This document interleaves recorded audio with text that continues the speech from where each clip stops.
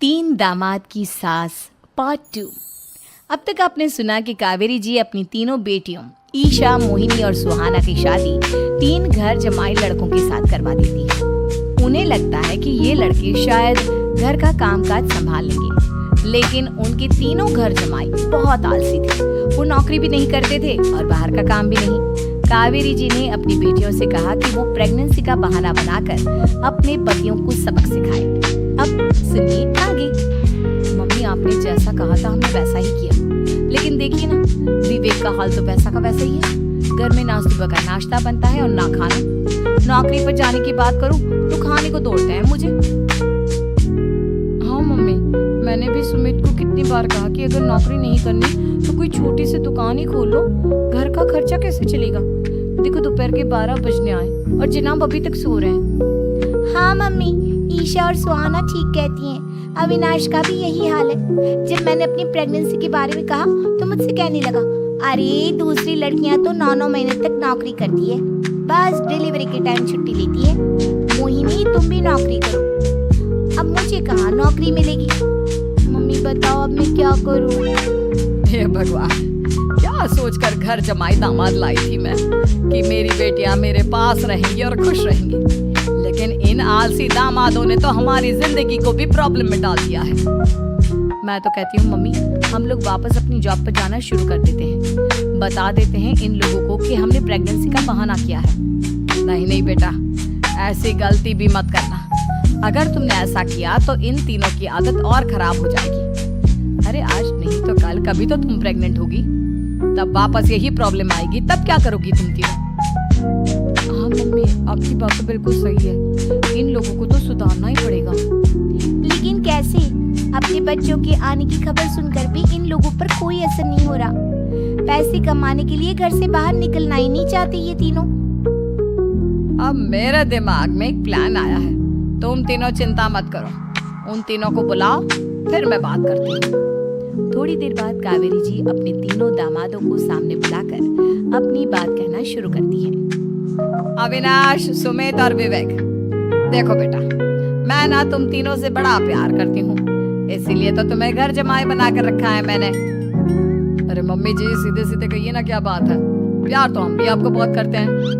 अरे मम्मी जी, आपकी इज्जत भी बहुत करते हैं। अरे भाई, आपके जैसी सास और कमाने वाली बीवी सबको मिलती है क्या? हाँ मम्मी, विवेक और सुमित ठीक कह रहे हैं। आपकी बेटी से शादी करके मेरी तो जिंदगी ही अच्छी हो गई है। जानती हूँ मैं, और ये भी जानती हूँ कि तुम तीनों अपने अपनी बीवियों से बहुत प्यार करते हो।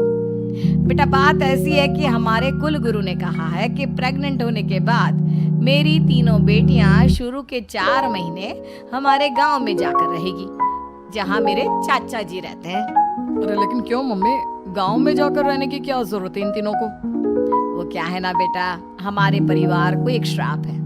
अगर मेरी बेटियों ने यहाँ पर बच्चा पैदा करने की कोशिश की तो उनके बच्चों को कुछ भी हो सकता है। इसलिए अब से लेकर 4 महीने पूरे होने तक इन्हें गांव वाले घर में रहना पड़ेगा। हाँ, तो इसमें प्रॉब्लम क्या है मम्मी जी? हम भी वहाँ जाकर रहेंगे, पिकनिक मनाएंगे। अरे भाई, बीवी जहाँ हम भी वहाँ। हाँ यार, आइडिया तो बहुत अच्छा है।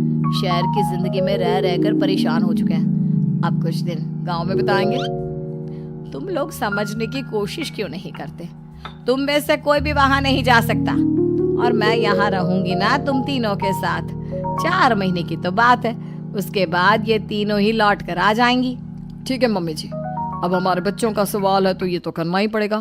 कावेरी अपनी तीनों बेटियों को कुछ दिन के लिए घर से बाहर कहीं दूसरे शहर में रहने के लिए भेज देती है।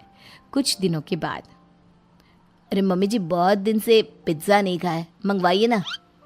क्या बताऊं बेटा, पहले तो बेटियां खर्चा दे देती थी क्योंकि उनकी नौकरी थी, लेकिन अब तो मेरे पास पैसे ही नहीं बचे। थोड़े बहुत पैसे हैं जो बच्चों की डिलीवरी में काम आएंगे। लेकिन मम्मी जी, आपकी बेटियों को वापस आने में तो अभी बहुत वक्त बाकी है। वही सोच सोच कर परेशान हो रही हूँ। सोच रही हूँ कल से दूध भी बंद करवा देती हूँ। अब दूध वाले को देने के लिए पैसे भी तो नहीं है ना। अरे नहीं मम्मी जी, अगर दूध भी बंद करवा दोगी तो मुझे चाय कहाँ से मिलेगी? और चाय के बिना मैं तो मर ही जाऊंगा। क्या करूँ बेटा, इसके अलावा हमारे पास कोई ऑप्शन नहीं है। पैसे ही नहीं बचे। इस तरह कावेरी जी धीरे धीरे अपने तीनों दामादों को पैसे देना बंद कर देती है और घर में खाने पीने की चीजें लाना भी बंद कर देती है। अब वो तीनों पूरी तरह से परेशान होने लगे थे और इसलिए एक दिन तीनों प्लान करके घर से बाहर निकलते हैं और बाजार में जाने के बाद यार अच्छा खाना खाए हुए कितने दिन हो गए, पता नहीं कब अच्छा खाना मिलेगा। हमारी बीवियों के जाने के बाद तो हमारी हालत भिखारियों जैसी हो गई है यार। कुछ भी हो, मुझे तो आज पिज्जा खाना ही खाना है। जेब में 1 रुपया नहीं और पिज्जा खाए, कहाँ से आएंगे पैसे? अरे देख वहाँ सामने बोर्ड पर क्या लिखा हुआ है, कंप्यूटर पर काम करने के लिए एक आदमी की आवश्यकता है। भाई मैं तो जा रहा हूँ, काम करूँगा और शाम तक पैसे लाकर आराम से पिज्जा खाऊंगा। जा जा, तुझे कोई काम नहीं देने वाला, हम तो घर जा रहे हैं। चल भाई सुमित और अविनाश वहाँ से चले जाते हैं और विवेक उस कंप्यूटर शॉप पर सारा दिन काम करके 5,000 रुपए कमा कर घर लौट कर आता है और अपने खाने के लिए अच्छी अच्छी चीजें भी लेकर आता है। ये देखकर विवेक और सुमित के दिल में भी कुछ पैसे कमाने की इच्छा जागती है। अरे सुबह सुबह कहाँ चल दी है तुम? मम्मी जी एक बहुत अच्छी जगह मिली है, कंप्यूटर पर काम करने के 5,000 मिले थे कल मुझे। अगर रोज काम करूँगा तो पूरे 40,000 की तनख्वाह। अरे वाह, ये तो बहुत अच्छी बात है दामाद जी, आपको जाना ही चाहिए। सुमित और अविनाश विवेक को इस तरह तरक्की करते देखकर परेशान हो जाते हैं और वो दोनों भी काम की तलाश में निकल पड़ते हैं।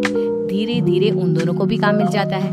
अब कावेरी के तीनों दामाद छोटी मोटी नौकरी करके अच्छा पैसा कमाने लगे थे। एक दिन कावेरी उन्हें अपने पास बुलाती है। अरे वाह, विवेक 40,000 कमा लेता है, अविनाश 60,000 और सुमित तुम भी 40,000 के आसपास कमा ही लेते हो। कुल मिलाकर तुम अच्छे खासे पैसे कमा रहे हो बेटा। हाँ मम्मी जी, बहुत मजा आता है जब महीने के एंड में मोटी रकम हाथ में आती है। पूछिए मत मम्मी जी, घर में रहकर रोटी बना कर और तो जैसा महसूस होने लगा था मुझे तो। हाँ बेटा, तुम तीनों की बात तो बिल्कुल ठीक है और जानते हो अब तुम तीनों की पत्नियां भी वापस लौट कर आने वाली है। लेकिन मम्मी जी अभी तो उन्हें गए सिर्फ 2 महीने हुए हैं, आपने तो कहा था वो 4 महीने के बाद लौट कर आएंगी।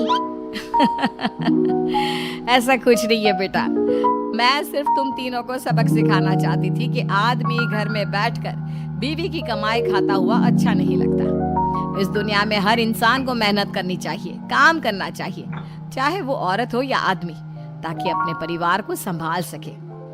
कावेरी की बात सुनकर उन तीनों को अपनी गलती का एहसास होता है और कावेरी उन्हें सच बता देती है कि ईशा, सुहाना और मोहिनी शहर में ही कहीं दूसरी जगह रह रहे थे। शाम के वक्त उन तीनों की पत्नियां लौट कर आ जाती है और कावेरी जी का परिवार एक खुशहाल परिवार की तरह